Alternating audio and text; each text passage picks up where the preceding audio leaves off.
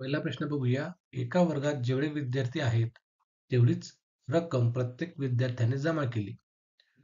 शिक्षकांनी त्यामध्ये ₹156 घातले असता एकूण ₹1600 झाले. तर वर्गातील विद्यार्थ्यांची एकूण संख्या किती? आता आपल्या विद्यार्थ्यांची एकूण संख्या विचारलेली आहे आणि दिलेलं काय आपल्याला जेवढे विद्यार्थी आहेत, तेवढीच रक्कम आहे. म्हणजे विद्यार्थी जेवढे असतील तेवढीच रक्कम. समजा या ठिकाणी वर्गामध्ये जर का 30 विद्यार्थी असतील, प्रत्येकाकडनं ₹30 घेतले जातील. म्हणजेच 30 गुणिले 30 काय होते? वर्गसंख्या. थोडक्यात आपल्या या ठिकाणी अशा उदाहरणांमध्ये जेवढे विद्यार्थी तेवढीच रक्कम विचारली असते, तेव्हा आपल्याला वर्गसंख्या विचारात घेतली जाते. मग आपण काय करूया? विद्यार्थ्यांची संख्या आपण ए मानूया. तुम्ही कोणताही अल्फाबेट म्हणू शकतात. आणि तेवढीच रक्कम आहे. म्हणजेच रक्कम सुद्धा एच येणार. यांचा गुणाकार म्हणजे वर्ग येणार. याच्यामध्ये शिक्षकांनी ₹156 ऍड केलेले आहेत. मग ते ऍड करूया म्हणजे अधिक करूया 156 आणि ही सगळी रक्कम किती झाली म्हणजे तो 1600. मग बरोबर 1600. चला हे इक्वेशन आपल्याला सोडवायचं आहे. आपलं उत्तर असणार आहे बघा ए गुणिला ए म्हणजे ए वर्ग अधिक 156 बरोबर 1600. आता हा 156 या ठिकाणी अधिक एक करताना वजा होणार. आपल्याला ए ची किंमत काढायची आहे. ही विद्यार्थी संख्या आहे आणि तेवढीच रक्कम त्या विद्यार्थ्यांनी भरलेली आहे. समजा विद्यार्थी ए असेल तर प्रत्येक विद्यार्थ्याकडनं आपण इतके रुपये घेणार याप्रमाणे. ए वर्ग हा बरोबर 1600 वजा 156 होणार. कारण हा इथे बरोबर चिन्हाच्या डावीकडे पक्षांतर करतोय. ट्रान्सफॉर्मेशन म्हणतो आपण याला. तर तो वजा होणार. ओके. मग ए वर्ग बरोबर ही वजाबाकी करूया 1600 मधून 156 गेले तर 1444 शिल्लक राहतात. थोडक्यात ए वर्ग बरोबर किती 1444. यामध्ये ए वर्ग आहे आपल्याला ए किंमत पाहिजे म्हणून दोघींचा वर्गमूळ घेऊया. ए बरोबर काय असणार आहे याचं वर्गमूळ? याचं वर्गमूळ येतं 1444 वर्गमूळ येतं 38. म्हणजेच त्या ठिकाणी विद्यार्थ्यांची एकूण संख्या किती असणार आहे? 38 असणार आहे. अशा पद्धतीने आपल्याला या ठिकाणी उत्तर शोधता येतं. आता तुम्ही म्हणाल या ठिकाणी याचं वर्गमूळ कसं काढायचं? 1144. साधी गोष्ट आहे 40चा वर्ग तुम्हाला माहिती असतो तो 1600 आहे. त्याच्यामुळे पर्यायामधला 42 आणि 40 उत्तर येणार नाही. बरोबर? मग राहतो 32 आणि 38. 32चा शेजारचा 30चा वर्ग सुद्धा तुम्हाला माहिती आहे. तो आहे 900 आणि ही 1444 म्हणजे तो 32 सुद्धा पर्याय नसेल. म्हणजे केवळ अंदाजाने सुद्धा आपल्याला या ठिकाणी 38 उत्तर या ठिकाणी बरोबर सांगता येतं. अशा पद्धतीने आपण वर्गसंख्या ज्या असतात त्याचं वर्गमूळ अंदाजाने काढू शकतो. किंवा मोठी संख्या असेल त्याचं वर्गमूळ कसे काढायचे याचा वेगळा व्हिडिओ मी दिलेला आहे. तो तुम्ही लिंकला जाऊन बघा. प्रश्न आहे खालील विधानांपैकी 2 अयोग्य विधाने ओळखा. तर पहिलं विधान बघा आपल्याला अयोग्य विधान म्हणजे चुकीचे विधान ओळखायचे आहे. ज्या संख्येला फक्त 1 ने भाग जातो त्या संख्येला मूळ संख्या म्हणतात. हे विधान चुकीचं आहे. का? मूळ संख्या म्हणजे काय? मूळ संख्या म्हणजे अशी संख्या की त्याला एकाने भाग गेला पाहिजे आणि त्याच संख्येने सुद्धा भाग गेला पाहिजे. समजा 13 ही मूळ संख्या आहे, तर या 13 संख्येला एकाने तर भाग गेलाच पाहिजे, परंतु 13ने पण तो भाग गेला पाहिजे. फक्त एक नाही, तर ती संख्या सुद्धा. म्हणून हे पहिल्या विधानाचा पहिला पार्ट बरोबर आहे. त्या ठिकाणी अजून त्याच संख्येला सुद्धा शब्द पाहिजे होता. म्हणून पहिलं विधान हे चुकीचं आहे. 1 ते 100 मध्ये 8 जोडमूळ संख्यांच्या जोड्या आहेत. हे विधान बरोबर आहे. जोडमूळ संख्या ज्या आहेत, त्या 1 ते 100 मध्ये एकूण 8 आहेत. पुढचं तिसरं उदाहरण बघा. 1 ही संख्या मूळ संख्याही नाही आणि संयुक्तही नाही. हे विधान बरोबर आहे. पुढचं बघा कोणत्याही 2 सहमूळ संख्यांमध्ये 2चा फरक असतो. बघा या ठिकाणी कोणत्याही 2 सहमूळ म्हणतोय तो. लक्षात घ्या 2चा फरक कुठे असतो? जोडमूळमध्ये. जोडमूळ संख्या कोणत्या असतात? समजा मी घेतला या ठिकाणी 17 आणि 19, 11 आणि 13 ह्या जोडमूळ संख्या आहेत. यांच्यामध्ये फरक 2चा असतो. सहमूळ संख्यांमध्ये कोणत्याही सहमूळ 2 सहमूळ संख्यांमध्ये नेहमी 2चा फरक नसतो. त्याच्यामुळे हे विधान सुद्धा अयोग्य आहे. म्हणजे आपल्याला अयोग्य विधान सांगितलं त्याने कोणकोणती? तर विधान क्रमांक 1 आणि विधान क्रमांक 4 ही 2 विधाने तुमची अयोग्य आहेत. म्हणजे आपलं उत्तर पर्यायामध्ये जे 1 आणि 4 असेल ते उत्तर आपल्याला नोंदवावं लागेल. या संदर्भाचा सुद्धा व्हिडिओ मी बनवला आहे. लिंकमध्ये दिला आहे. समूळ संख्या, मूळ संख्या, जोडमूळ संख्या या संख्या ज्ञानावर आधारित डिटेल असा व्हिडिओ आहे. लिंकमध्ये दिला आहे. तुम्हाला वाटलं तो बघू शकता. बघा 81 एक्सचा चौथा घात वजा 625 वायचा चौथा घात या राशीचे अवयव आपल्याला पाडायचे आहे. आता अवयव पाडताना आपल्याला अवयवाचे सूत्र माहिती पाहिजे. त्यापैकी हे ए वर्ग वजा बी वर्ग बरोबर एकदा एका कंसात ए अधिक बी गुणिला दुसऱ्या कंसात ए वजा बी हा फॉर्म्युला आपल्याला यासाठी माहिती असणं आवश्यक आहे. आता पहिले काय करूया आपण ही दिलेली राशी लिहून घेऊया. 81 एक्सचा चौथा घात वजा 625 वायचा चौथा घात ही राशी आपल्याला दिलेली आहे.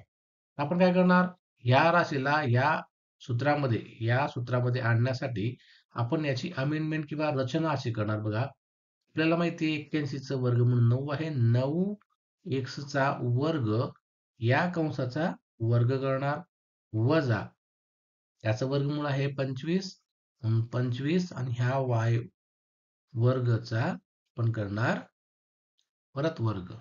तर या ठिकाणी बघा ही एवढी अमाऊंट म्हणजेच जो आपला 9 एक्स वर्ग आहे. बघा 9 एक्स वर्ग ची किंमत आपण ए मानूया. म्हणजे ही की आपण ए पकडूया आणि या ठिकाणी 25 वाय वर्ग याची किंमत आपण बी मानूया. म्हणजे हा आपला बी येणार. म्हणजेच आपलं नवीन उदाहरण कसं होणार ए चा वर्ग वजा बी चा वर्ग. असं काय केलं पण आपल्याला हे सूत्र माहिती आहे. हे जे सूत्र आहे ए वर्ग वजा बी वर्ग बरोबर एका कंसात ए अधिक बी गुणिला दुसऱ्या कंसात ए वजा बी हा फॉर्म्युला अप्लाय करण्यासाठी आपण या दिलेल्या राशीला या पद्धतीने रूपांतरित केलं. आता काय करणार आपण ह्या पद्धतीने राशी मिळाल्यानंतर आपल्याला हे माहिती आहे. काय माहिती आहे ए अधिक बी आणि दुसऱ्या कंसात ए वजा बी या राशीचा विस्तार आपल्याला माहिती आहे. आता ह्या राशीचा विस्तार मिळाल्यामुळे आपण काय करणार आता जे आपण किंमत मांडल्या होत्या ह्या आपण याच्यामध्ये पुट करणार. चला करूया मग. पुन्हा आपल्या ज्या किंमत आपण मानल्या होत्या त्या ठेवूया. याची किंमत काय मानली आपण 9 एक्सचा वर्ग अधिक बी ची किंमत काय मानली आपण हे बघा हा जो बी लिहिणार मी या ठिकाणी बी ची किंमत आहे 25 वाय वर्ग या ठिकाणी अधिक 25 वाय वर्ग. हा कम्प्लीट करूया ब्रॅकेट गुणिला दुसऱ्या कंसामध्ये बघा ए ची किंमत आपल्याला माहित आहे 9 एक्स वर्ग वजा बी ची किंमत सुद्धा आपल्याला माहित आहे 25 वाय वर्ग. अशा पद्धतीने दिलेल्या राशीचे अवयव आपले पाडता येतात. या ठिकाणी फक्त 2 गोष्टी महत्वाच्या आहेत. हा जो फॉर्म्युला ए वर्ग वजा बी वर्ग याचा विस्तार आपल्याला माहिती पाहिजे आणि दुसरी गोष्ट या विस्तारामध्ये दिलेली राशीला आपल्याला या पद्धतीने रूपांतरण करणं जमलं पाहिजे. ओके तर या ठिकाणी योग्य आन्सर आहे पर्याय क्रमांक 4. 1/5 या संख्येला 5/2 या संख्येच्या गुणाकार व्यस्त संख्येने गुणल्यास उत्तर 50 येते. तर ए ची किंमत किती? बघा संख्या कोणती तर a/5 या संख्येला कोणत्या संख्येने गुणतोय तो 5/2 गुणतोय का नाही तर 5/2 ची गुणाकार व्यस्त याची गुणाकार व्यस्त काय येणार याची गुणाकार व्यस्त संख्या करताना आपल्याला काय करावं लागतं अंश खाली न्यावा लागतो आणि छेद वर आणावा लागतो. काय येणार याची गुणाकार व्यस्त संख्या 2a/5. आता याच्याने आपल्याला गुणावं लागणार मग गुणीला 2a/5 ने आपण याला गुणाकार करूया. बघा काय उत्तर येणार आपलं मग 2a चा वर्ग छेदस्थानी 5×5=25. याची किंमत किती म्हणतोय तो याची किंमत म्हणतोय तो किती येते गुणाकार 50 येतोय. मग या ठिकाणी बरोबर आपण 50 करूया. मग हे सोडूया पुढे 2a चा वर्ग बरोबर हा 25 या ठिकाणी भागीला आहे म्हणून उजवीकडे जाताना काय होणार तो गुणीला होणार म्हणजेच 50 गुणीला 25 मग हा 2 आपल्याला इथं गुणिला आहे. एक जणांना तो भागीला होणार म्हणजे ए वर्ग बरोबर 50 गुणिला 25 भागीला 2 म्हणजेच ए वर्ग बरोबर किती येणार? या ठिकाणी गुणाकार करण्याच्या भानगडीत पडायचं नाही. आपल्याला परत वर्गमूळ काढावं लागणार म्हणून आपण या ठिकाणी फक्त 2 ने भागून टाकू. बे एक बे आणि 25 दुणे 50 म्हणजे या ठिकाणी 25 येणार. ए वर्ग म्हणजेच काय आला 25 गुणिला 25 आणि आपल्याला किंमत पाहिजे ए ची. आपण काढली ए वर्गची. मग याचं वर्गमूळ घ्या. याचा वर्गमूळ जर घेतला आपण ए वर्गाचं आणि याचा वर्गमूळ घ्या 25 गुणिला 25 वर्गमूळ तुमचं 25च येणार. म्हणजेच या ठिकाणी ए बरोबर 25 गुणिला 25 म्हणजे 625 होतात. त्याचं वर्गमूळ येतं 25. म्हणजे याची किंमत किती येणार तुमची 25. पर्याय क्रमांक 2 याचं उत्तर असणार आहे.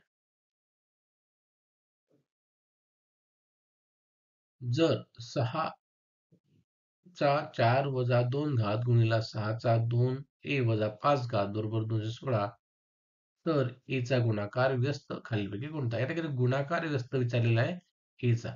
त्यासाठी पहिले आपण ए ची किंमत काढू आणि मग त्याचा गुणाकार व्यस्त आपल्याला लिहावा लागणार आहे. चला ए ची किंमत काढून घेऊया. आता या ठिकाणी घातांकाचं उदाहरण दिलेलं आहे. तर घातांकाचे नियम आपल्याला माहित असणं आवश्यक आहे. बघा 6 चा 4a वजा 2 घात गुणिला 6 चा 2a वजा 5 घात बरोबर 216. तर या ठिकाणी इथं पाया 6 दिसतोय तुमच्या डाव्या साईडला समीकरणाच्या आणि उजव्या बाजूला 216. आपण काय करणार 216 चे अमेंडमेंट करू म्हणजे पाया सारखा करून घेऊ आणि यासाठी आपल्याला माहित आहे की 6 चा तिसरा घात म्हणजे 216 होतो. म्हणून आपण 216 च्या ऐवजी आपण या ठिकाणी 6 चा तिसरा घाताची किंमत लिहिणार आहोत. मग 6 चा 4a वजा 2 घात गुणिला 6 चा 2a वजा 5 घात बरोबर 6 चा 3 घात. ओके. तर या ठिकाणी गुणाकार आहे आणि पाया सारखा आहे. बघा या ठिकाणी 6 पाया या ठिकाणी 6 पाया आणि या ठिकाणी 6 पाया. सुरुवातीला आपण डाव्या बाजूला बघूया. ए चा एम घात गुणिला ए चा एन घात जेव्हा असतो तेव्हा आपण ए चा एम अधिक एन घात करतो. म्हणजेच पाया सारखा असेल बघा पाया सारखा आहे आणि गुणाकार असेल तर आपण त्या घातांकाची काय करतो बेरीज करतो. तो नियम या ठिकाणी आपण वापरूया. 6 चा 4a वजा 2 घात अधिक 2a वजा 5 घात बरोबर 6 चा तिसरा घात असं म्हणता येईल. मग आता सोडून बघूया. 4a आणि 2a किती होणार? 6 चा 6a वजा 2 आणि वजा 5 किती होणार? 7 बरोबर 6 चा तिसरा घात. तर या ठिकाणी पायासारखा आहे, या ठिकाणी सुद्धा पायासारखा आहे. पाया पाया कट होणार आपल्याला त्याप्रमाणे कट म्हणण्यापेक्षा पायासारखा असताना घातांकाच्या किमती सुद्धा आपल्याला सारख्या मांडता येतात समीकरणामध्ये. म्हणजेच या ठिकाणी आपल्याला असं म्हणता येतं 6a वजा 7 बरोबर 3. बघा या ठिकाणी पाया सारखा आहे लक्षात घ्या. हा पाया इथं 6 आहे, इथं पण पाया 6 आहे. पण त्याच्यामध्ये बरोबर चिन्ह आहे. याचा अर्थ काय? या घातांकाची किंमत ह्या घातांकाची म्हणजे 6a वजा 7 ची किंमत ही 3 या घातांकाबरोबर असणार म्हणजे हे दोन्ही इक्वल असणार. मग या ठिकाणी आपण ते लिहिलेले आहे. हे समीकरण सोडून घेऊया. 6a बरोबर हा 7 इकडे जाताना काय होणार? अधिक होणार. म्हणजे 3 अधिक 7 होणार आणि 6a बरोबर इथे 10. आपल्याला a ची किंमत काढायची आहे म्हणून आपण काय करणार हा 6 इथं गुणिलेला इकडे जाताना भागीला होणार. a बरोबर 10 भागीला 6. आता याला संक्षिप्त रूप करू किंवा रिड्यूस करू याला. याला आपण जर का 2 ने डिवाइड केलं तर 2 त्रिक 6 येतं आणि 2 पंचे 10 येतं. म्हणजे a ची किंमत आपली किती आलेली आहे? 5/3. पण आपल्याला त्याने a ची किंमत विचारलेली आहे का? नाही. आपल्याला या a बरोबर 5/3 चा गुणाकार व्यस्त विचारलेला आहे. काय विचारलं आहे? गुणाकार व्यस्त. मग गुणाकार व्यस्त काय येणार याचा? याचा गुणाकार व्यस्त येतो याला उलट करा. 3/5 याचं उत्तर असणार आहे. पर्याय क्रमांक 2 या ठिकाणी आपलं अचूक उत्तर असेल.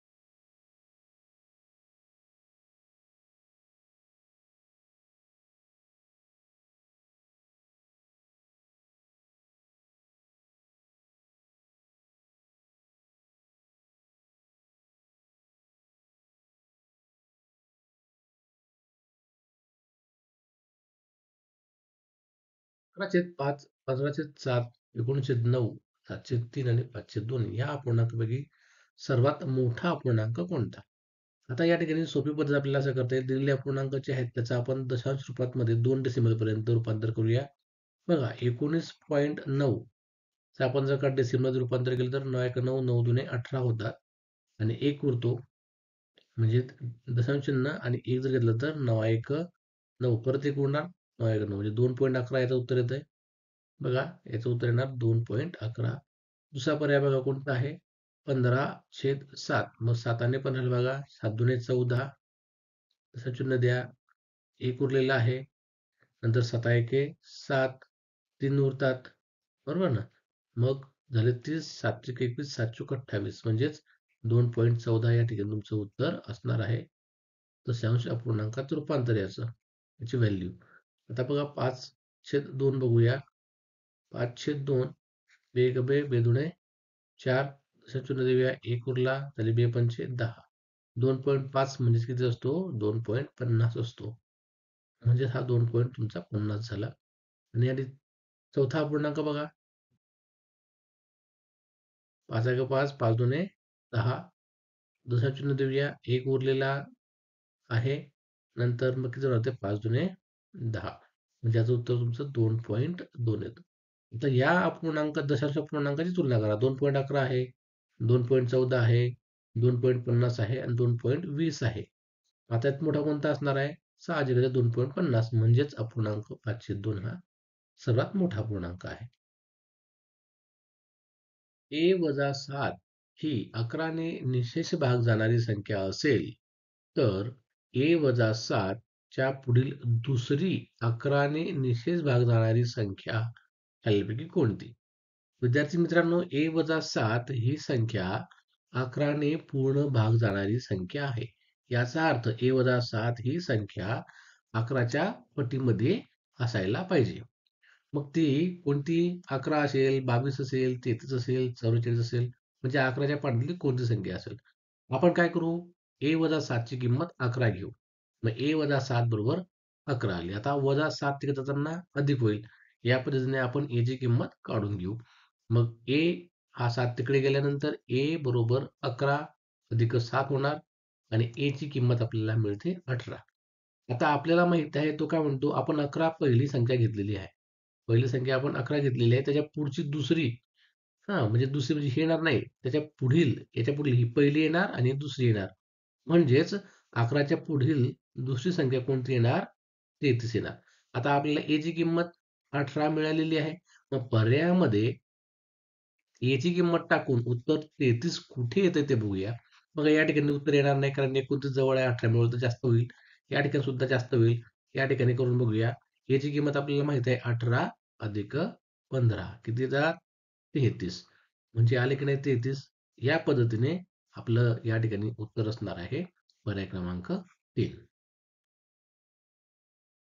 मयूरने एका बँकेकडून 7,500 रुपये कर्ज एका वर्षासाठी घेतले एका वर्षानंतर कर्जमुक्त होण्यासाठी त्याला 8,437 रुपये 50 पैसे बँकेला द्यावे लागले तर बँकेने मयूरला दिलेल्या कर्जाचा व्याजदर द 6 किती आता विद्यार्थी मित्रांनो या ठिकाणी आपल्याला दर विचारला आहे आपल्याला काय काय माहिती दिलेली बघूया पहिले मुद्दल आपल्याला दिलेली आहे किती दिलेली आहे 7,500 नंतर पुढचं राशी दिलेली आहे आपल्याला मुदत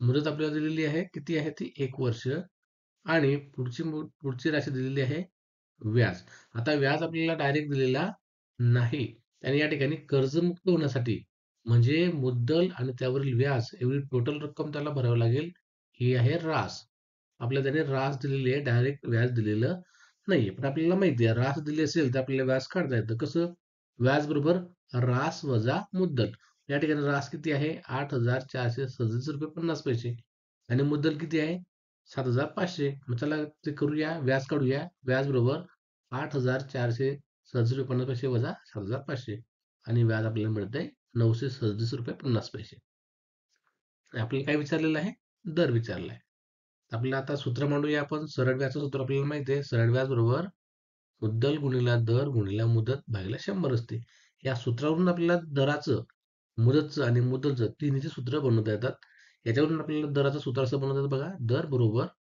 सरळ व्याज गुणिले 100 भागीला मुद्दल गुणिला मुदत.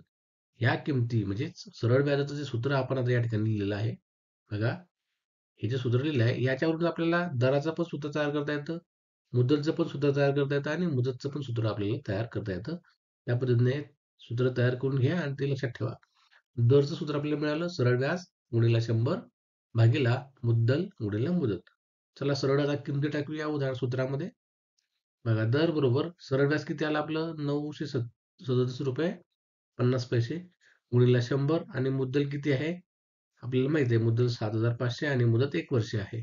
बघा या ठिकाणी 1 वर्षासाठी म्हटलंय ती आपली मुदत आहे. ओके. मग आता आपण कॅल्क्युलेशन करूया. या ठिकाणी 0 कट होणार, हा ठिकाणी 0 कट होणार आणि 937.5 ला 75 ने भागलं तर उत्तर आपलं असणार आहे 12.5 म्हणजे 12.5. म्हणजे आपलं पर्याय क्रमांक 2 या ठिकाणी आपलं अचूक उत्तर असणार आहे. बघा, 13 पेनांची किंमत 897 रुपये आहे. जर दुकानदाराने एका पेनची किंमत 6 रुपयांनी वाढवली तर 9 पेनांच्या विक्रीनंतर त्याला एकूण किती रुपये मिळतील? सपोज आहे बघा, 13 पेनांची किंमत 897 आहे. यावरून आपण एका पेनाची किंमत काढू बघा. 13 पेनांची किंमत 897 रुपये आहे. मग एका पेनाची किंमत कसं जाईल? जी किंमत आहे त्याला 13 ने आपण भागूया, म्हणजे 897 भागीला 13 बरोबर किती असणार आहे? 69. कसं करणार? 13 एक 13, 13 78. मग 11 उरतात, त्यावर 7 घेऊया, झाले 17, 13 नव्हे 117 म्हणजे 69 रुपये किंमत आता एका पेनची झाली आहे. पुढे काय म्हणतो तो? एका पेनची किंमत 6 रुपयाने वाढली. तर याची किंमत त्याने कितीने वाढवलेली आहे? 6 ने वाढवली आहे. जर का पेनची किंमत 6 रुपयाने वाढवली तर एका पेनची किंमत किती होणार मग? 75 रुपये होणार, बरोबर? म्हणजेच 69 6 बरोबर 75 होते.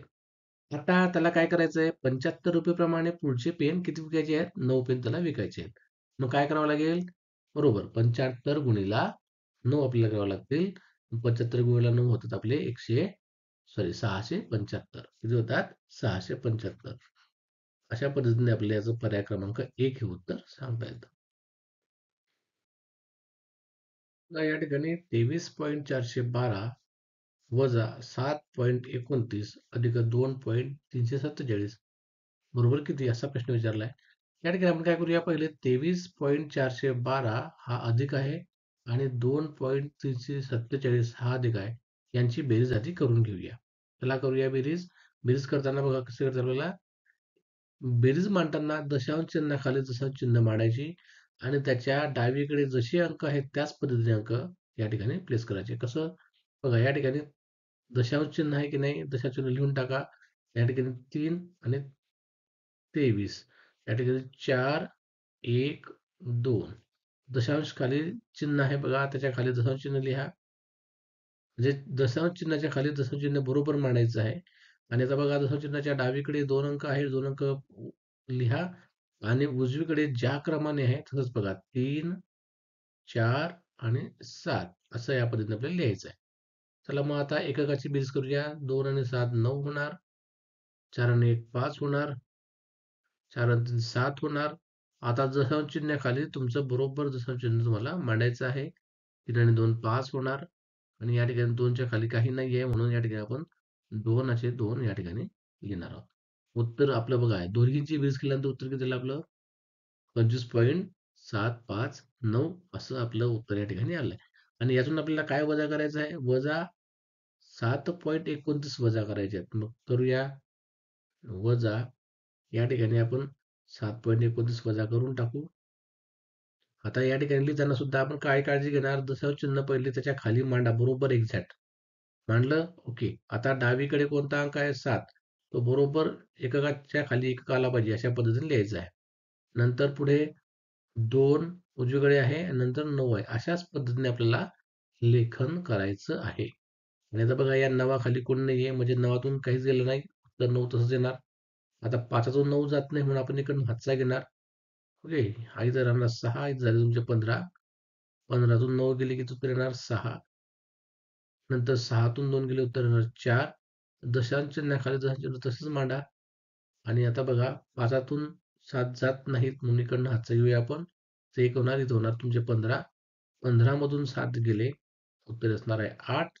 आणि हा या ठिकाणी एकाचा एक म्हणजे 18,469 किंवा 18,469 हे तुमचं उत्तर असणार आहे पर्याय क्रमांक 3.